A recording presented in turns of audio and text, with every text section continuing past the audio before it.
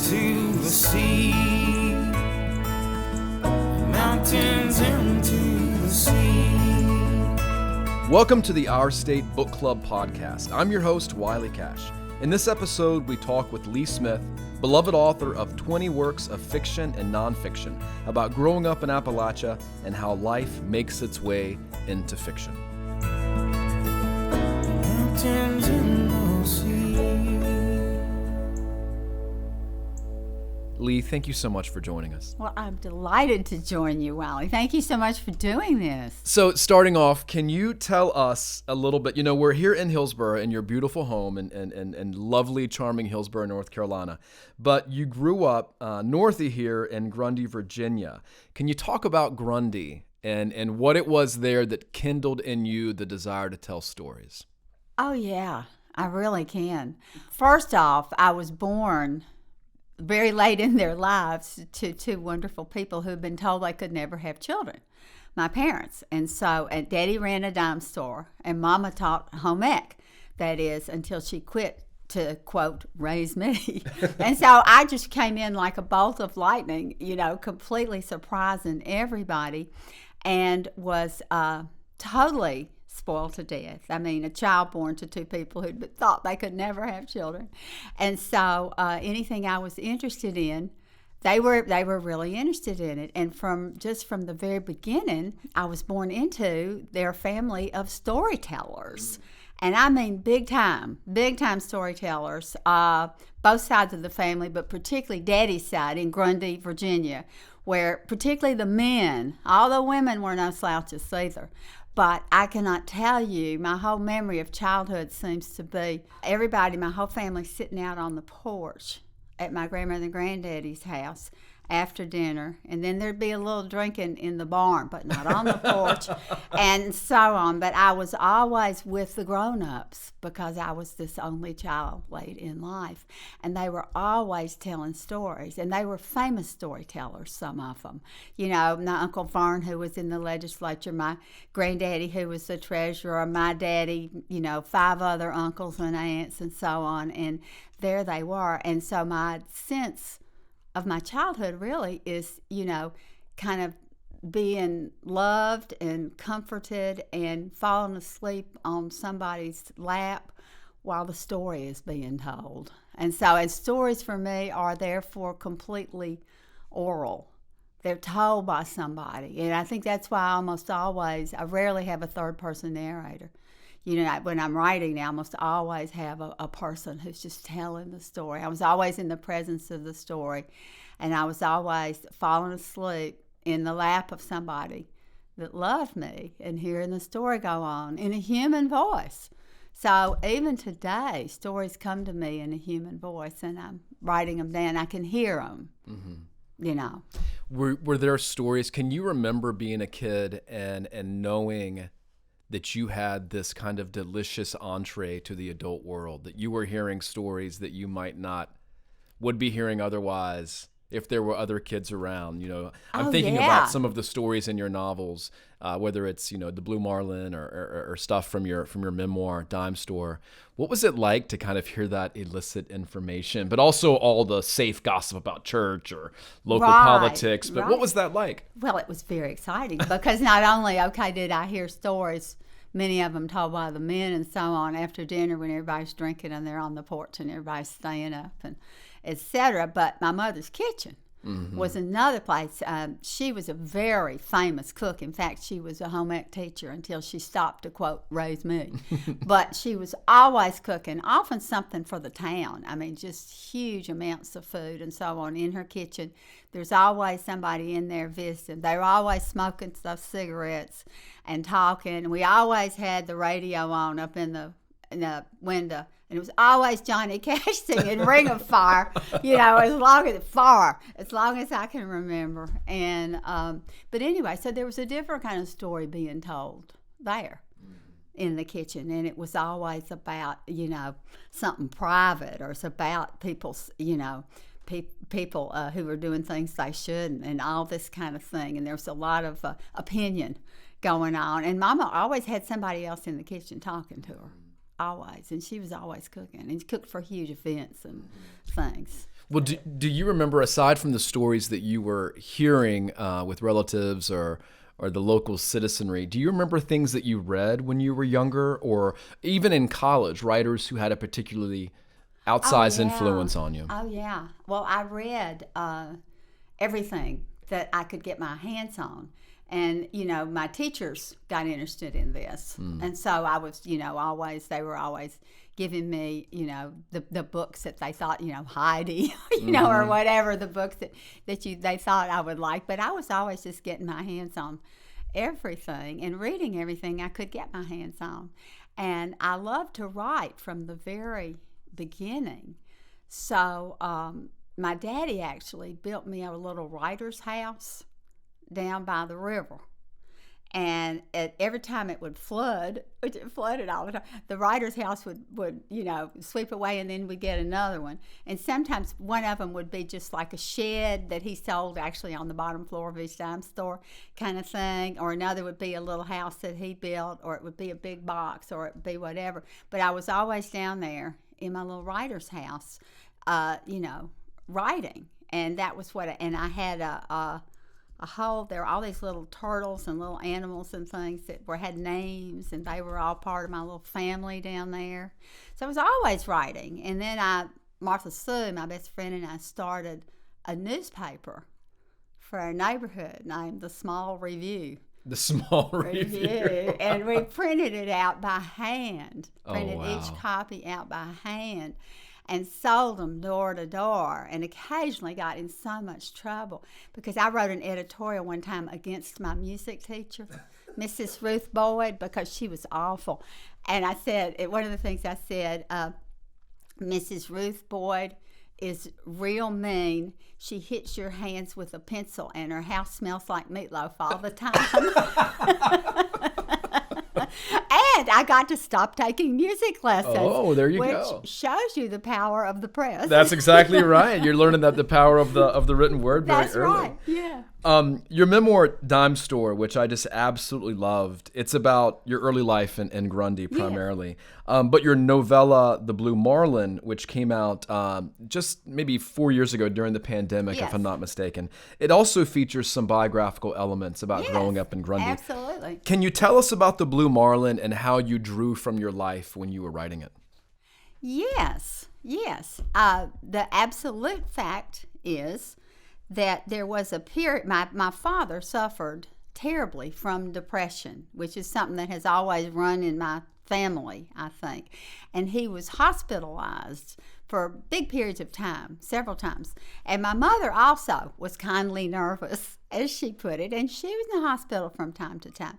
And there was one period in my life when I was in about 7th, when I was about 13, that, or maybe 12, that she had been in the hospital at UVA, psychiatric hospital, and my father had been at Silver Hill in Connecticut and in Asheville. He'd been there, and finally there was a point when they were going to come back and get back together. But my father's psychiatrist, who was just brilliant, had this idea that maybe he and Mama and I should just take a trip together in the car somewhere, just take a trip and get used to being with each other again, before he jumped back into the dime store and she jumped back in her kitchen and, etc. So Daddy decided to take us to Key West because he had loved that. He'd been there, stationed there in the Navy. He was in the Second World War. He was stationed there in the Navy. He loved Key West. And so here we are in the car headed to Key West. But a lot of things have passed, and I was never sure quite what, because they'd been separated for a long time. And as the trip to Key West began, it's called a geographical cure for the marriage. This is a great phrase. As it began, they were really not speaking to each other very much. I don't know what had gone down, but so I'm in the back seat, and they're both up there smoking cigarettes. And it's a great big Lincoln, and here we go, and it's just terrible. Nobody's speaking. We have to go all the way to Key West in this car. Oh my God! So anyway, that's what happens. Basically, that was the real thing that started, the Blue Marlin thing. And what happened in reality was it was kind of a rough trip. There was not much goodwill going down and so on. But when we got there, it turned out Daddy had rented a room in the motel named the Blue Marlin, which was the only room there that was not occupied by the cast and crew of a movie that they were making there, about a big pink submarine. And Tony Curtis had one of the rooms. Yeah. So, okay, everything was fine after that. Mama and I always read the movie mags, and so Mama just perked right up, and even Daddy was amused, and it's a great trip. It really is a magical little book with so many big feelings in it. I mean, you have what causes this break between the mother and father in the novel, if not in your real life. Like you said, it's kind of a mystery. Yeah, that is fictionalized. Yeah, but this the heartache of this young girl's family, but also the wonder with which she approaches life is this wonderful balance between those emotions in the book. It's just ages, beautiful. 12 and 13 like that, they're just incredible ages because you're all insight and instinct, and everything is new and it's major. We're going to take a quick break, but we'll be right back with Lee Smith.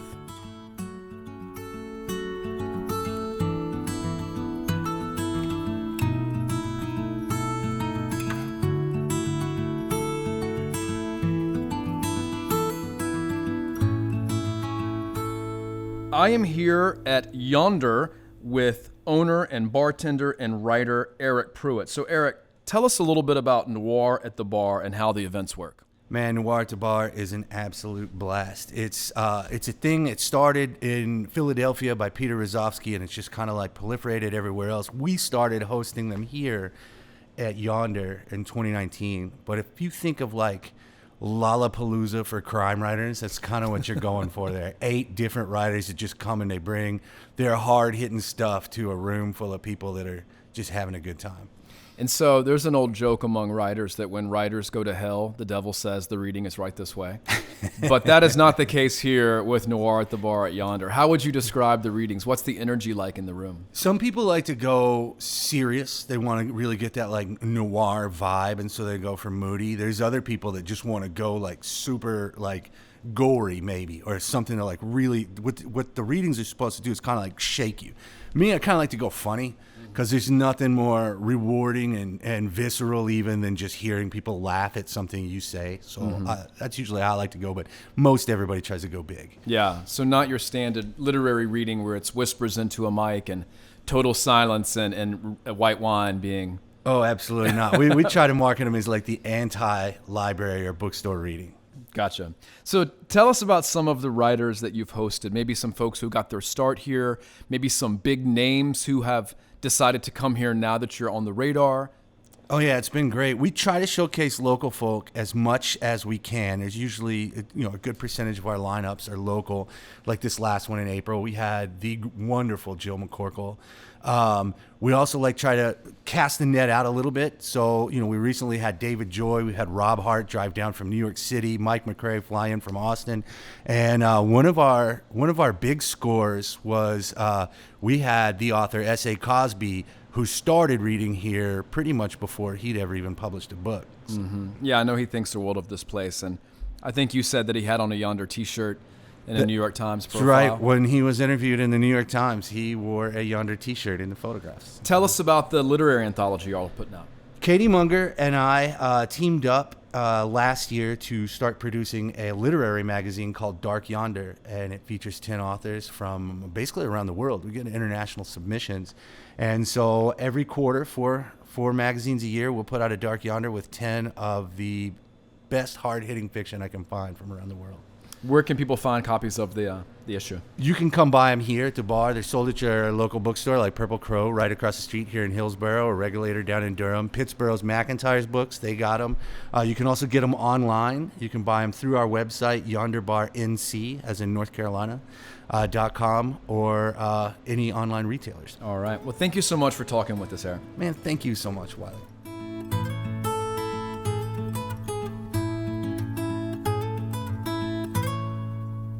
This podcast is produced by Our State Magazine, celebrating North Carolina travel, food, history, and culture since 1933. Check out ourstate.com, where you can explore exclusive content like digital stories, YouTube videos, newsletters, and more. To have each month's issue delivered to your mailbox, visit ourstate.com/subscribe and enter promo code BOOKCLUB, one word, Book Club. That's BOOKCLUB for $5 off any regular or gift subscription.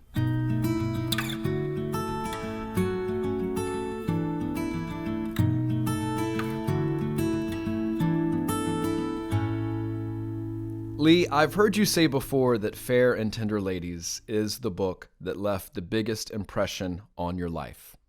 Yes. Why do you think that is? Well, I think, for one thing, it's a book about writing. It's really a book about writing. And, it's very hard for any writer to separate a book that she or he has written from whatever they might have been going on in their own lives. Mm-hmm. And at the point when I began writing Fair and Tender Ladies, my marriage had just broken up. I didn't have a full-time job and was trying to get one. And I had two very active little boys to take care of. And my mother was dying. And I needed to be up in Grundy, where she was a lot of the time. And so it was just, my life was very, very hard. But I also had just started writing a novel, which was based on the lives of all these mountain women, many of them that I'm related to, that I had been taping, for the whole part of my life prior, sort of everything I ever had learned about a mountain woman's life. And I needed to write that book because I needed to get to write that novel. So I started writing the novel in the midst of all these terrible things happening. And what happened to Ivy Rowe, my character, she was the one, it was her voice. She was writing letters to her sisters, just telling about her life. And the writing was what clarified her life and made it real and made her understand it. And so, as she always said, it was the writing that signified. It was the letters that signified. So as I was writing that book, my mother got sicker and sicker. I couldn't get a job. All kinds of things were happening. And Ivy just got stronger and stronger. And her voice, the first person speaker, there she is telling her story, just gets stronger and stronger and stronger. And she was the friend I needed, more than anybody in the world.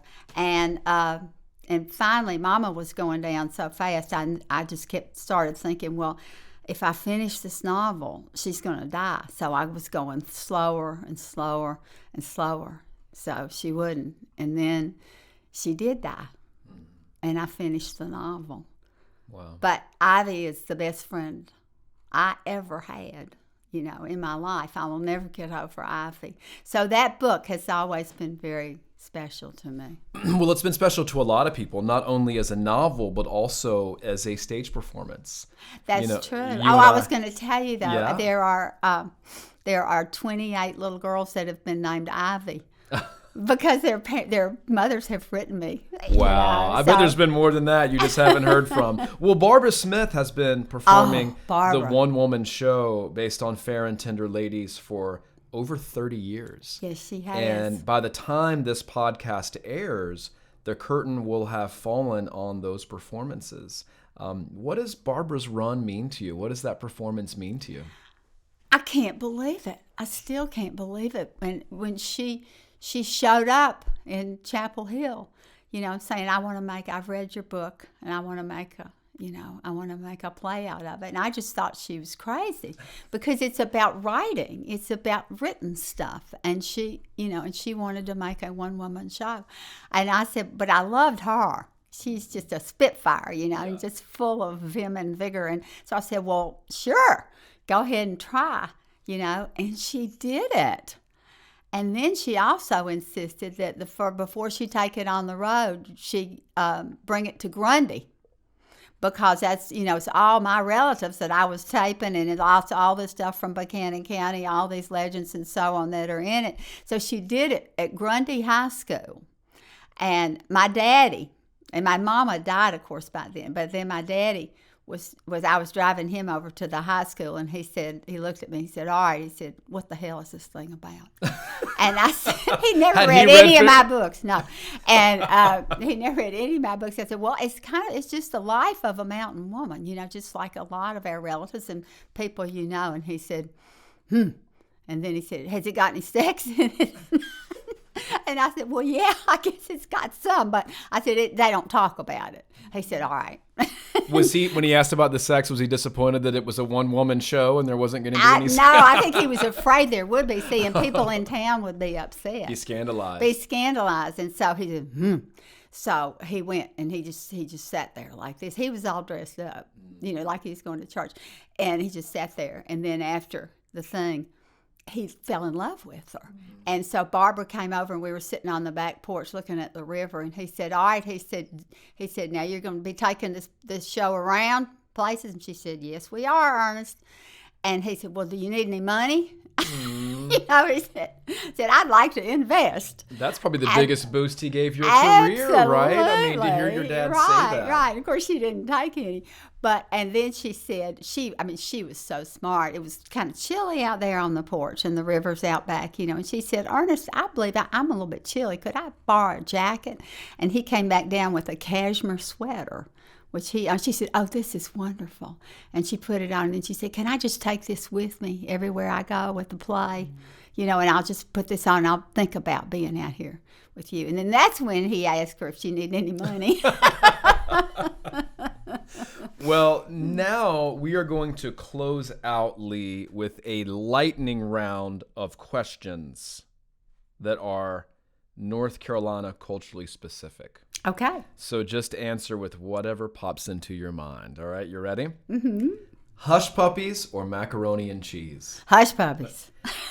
Pepsi, Cheerwine, or Sundrop? Cheerwine. Coast or the mountains? Mountains. All right. Thank you, Lee, for joining us for this episode. This has been such a pleasure talking with you. This has been great. Thank you. This episode was recorded and produced by Hunter Brady. Our theme music is by Wilmington, North Carolina's Beta Radio.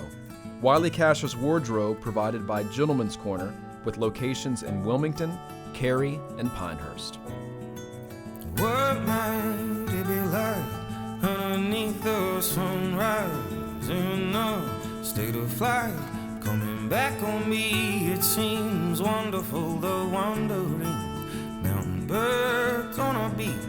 Never moments ever wasted, turning away from your love. Honeybees, gardens of sweeter fruit never tasted, no turning to other things. Will you be, will you seem? Sweeter fruit never tasted, don't turn your back on me. Mountains pushing into the sea.